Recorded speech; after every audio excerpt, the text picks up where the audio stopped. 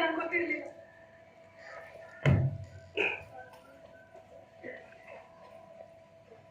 ಚಿಕ್ಕ ವಯಸ್ಸಲ್ಲಿ ನಾಟಕ ನಾಟಕ ಅಂತ ಎಷ್ಟು ಉತ್ಸಾಹ ಇರ್ತಿತ್ತು ನಿಂಗೆ. ಆ ಸದಾ ನಾನು ಪ್ರೀತಿಸಿದ್ದು. ಹೀಗೆ ಓದಿ ಕೋಡ್ ಬೆಳೆಸ್ಕೊಂಡು ಬಟ್ಟೆ ತಕೊಳ್ಳಂಗಿನಲ್ಲ.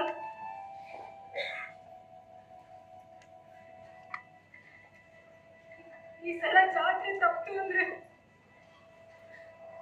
ಮುಂದಿನ ಸಲ ಜಾತ್ರೆಗೆ ನನ್ನ ಅಪ್ಪಯ್ಯ ಬದುಕಿದ್ದಾನೋ ಇಲ್ವೋ. ನಂಬಿದವರಿಗೆ ದೈವ, ನಂಬದವರಿಗೆ ಅದರಿಂದ ಏನೂ ಪ್ರಯೋಜನ ಇಲ್ಲ. ನಂಬಿಕೆ ಅನ್ನೋದು ನಾವಾಗಿ ಕಡಿಸ್ಕೊಳ್ಳುವಂಥದ್ದು ಸದಾ. ಮೊದಲು ನಾವು ಪಾತ್ರನ ನಂಬಬೇಕು, ಆಮೇಲೆ ಅದೇ ಪಾತ್ರವೇ ತನ್ನ ಒಳಗಿನ ಗುಟ್ಟುಗಳನ್ನೆಲ್ಲ ಬಿಟ್ಟುಕೊಳ್ಳಿಕ್ಕೆ ಶುರು ಮಾಡ್ತದೆ. ಮತ್ತೆ ಸಮಸ್ಯೆ ಅದಲ್ಲ, ನಿನಗೆ ಪಾತ್ರ ವಹಿಸೋದೇ ಇಷ್ಟ ಇದ್ದಾವೆ. ಗೀತಿಗಿಂತ ತನ್ನ ಅಹಂಕಾರವೇ ದೊಡ್ಡದಾಗಿದೆ ನಿಮಗೆ. ಯಾವ್ದು ಅಹಂಕಾರ ಗೌರಿ? ಯಾವುದು? 100 ವರ್ಷಗಳಿಂದ ನಮ್ಮನ್ನ ಈ ಸಂಪ್ರದಾಯದ ಕಟ್ಟಳೆ ಒಳಗೆ ಬಂಧಿಸಿ ನೀವಿಷ್ಟಕ್ಕೆ ಸೀಮಿತ ಅಂತ ಕೂರಿಸ್ಬಿಟ್ಟಿದ್ದಾರೆ. ನಿಮ್ಗೊಂದು ಕತೆ ಹೇಳ್ತೀನಿ. ಕತೆ ಅಲ್ಲ,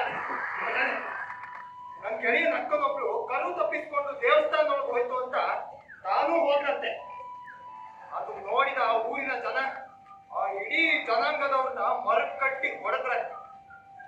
ಆದ್ರೆ ಅದೇ ಅಕ್ಕ ಜನದಿಂದ ಓದಿ ಡಿಸಿ ಆಗಿ ಮತ್ತೆ ಆ ಊರಿಗೆ ಕಾಲಿಟ್ಟಾಗ ಅದೇ ಮರಕಟ್ಟಿ ಹೊಡೆದವರು ಅವಳನ್ನ ಹೂಹಾರ ಹಾಕಿ ಸ್ವಾಗತಿಸ್ತಿದ್ರು.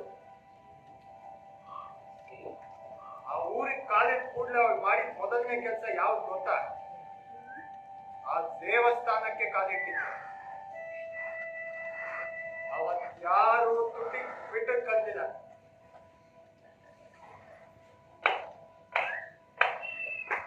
ಇದು ಇದರಿಂದ ಕಳಿಸಿದ್ದು ಓದು ಸಂಪ್ರದಾಯ ನಂಬಿಕೆ ಅಂತ ಕೂತಿದ್ರೆ ಅವ್ರು ಮುಂದಿನ ಜನಾಂಗನು ಇದನ್ನೇ ಅನುಭವಿಸ್ಬೇಕಾಗಿತ್ತು. ನೀನು ನನ್ನನ್ನ ಪ್ರೀತಿಸ್ತೀಯೋ ಇಲ್ವೋ? ನೀನು ಒಬ್ಬರ ಪ್ರೀತಿಗಾಗಿ 1000 ಜನ ಬದುಕಿನ ಉದ್ದೇಶವನ್ನೇ ನಾನು ನಿರ್ಬಂಧ ಮಾಡ.